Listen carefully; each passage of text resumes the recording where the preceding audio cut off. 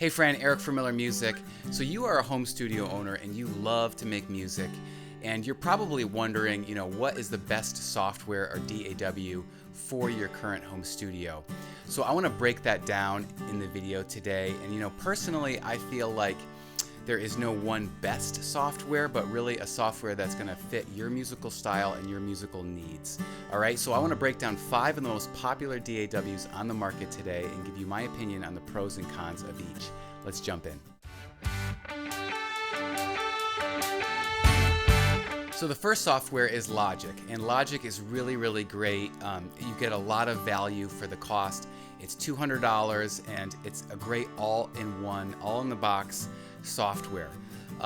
It's basically like the pumped up version of GarageBand. So it looks like GarageBand, but it has a lot more plugins, a lot more sounds that come with it. Some of the cons to Logic is that it only works obviously on a Mac, so you have to have a Mac. Also, I've found that the workflow with Logic isn't super intuitive or easy to use, so trying to finish a song or even an album on it has been a little bit challenging. But overall, really, really great software. The second software is Ableton Live, and Ableton Live is really great. Originally, it was designed, like the title, for live usage. So what it would do is like trigger samples and sounds for DJs.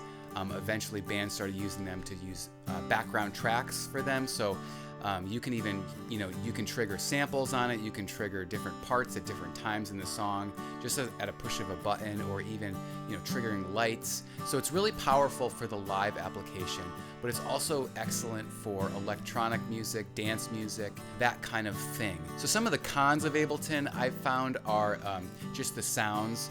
So at the entry level and mid levels of it, the sounds aren't that great.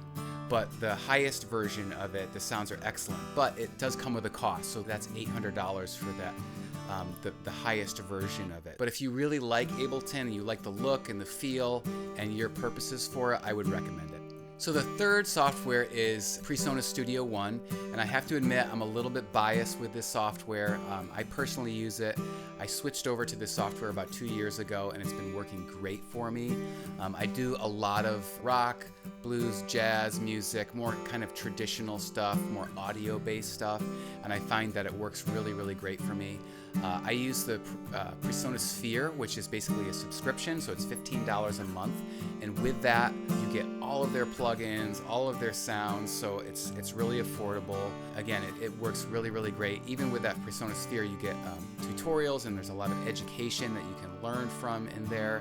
So it's really great. One of the cons, I think, probably with Studio One is that visually, it can be a little bit overstimulating because there's so much going on and that everything is in one main window. So if you don't know what a lot of the buttons do, it can be a little bit much, differing from like Ableton, where Ableton is very simple looking in that one main window. But overall, totally recommend Studio One. Okay, so the next software is ProTools. Now, ProTools has been the industry standard for most professional recording studios for the last 20 years. It's really, really popular among that, and it's really well laid out. It's set up excellent, kind of like audio done right. People who've always used Pro Tools kind of just stay with Pro Tools. One of the cons to Pro Tools is basically that it's expensive. So to really invest in Pro Tools and to get all the different aspects of Pro Tools can be quite expensive. But people love it. It is an industry standard, so if you are transferring files between studios, and the chances are that another one of those studios is going to have Pro Tools, and it's going to be easy to work with in that way.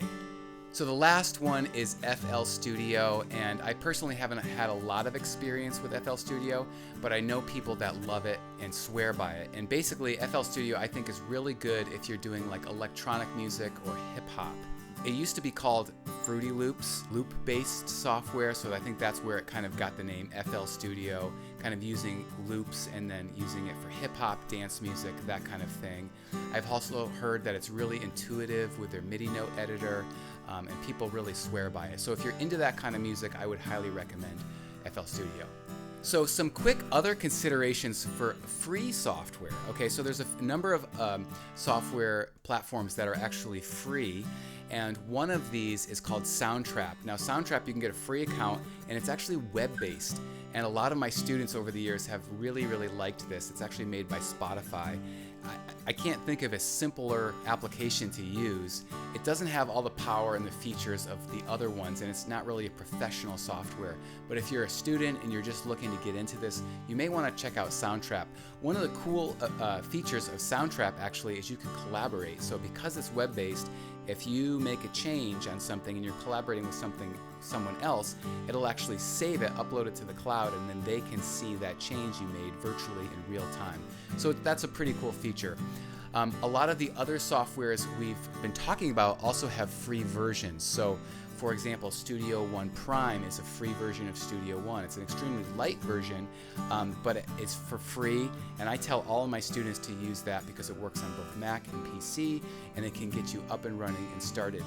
Another one is GarageBand. GarageBand comes with all Mac computers. It's completely free and is a great entry-level software, and eventually you could move up to Logic with that. I believe ProTools has a free version called ProTools First. Also Ableton, if you purchase a lot of plugins or an audio interface, they have a free version, Ableton Lite, that comes with that. Again, a free version if you're doing that kind of thing, and I'll give you a sense of it.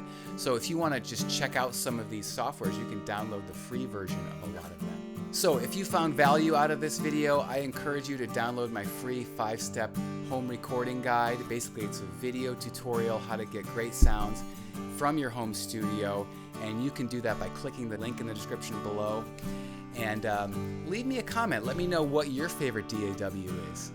What's your DAW of choice and why? And I look forward to seeing you in the next video. Take care.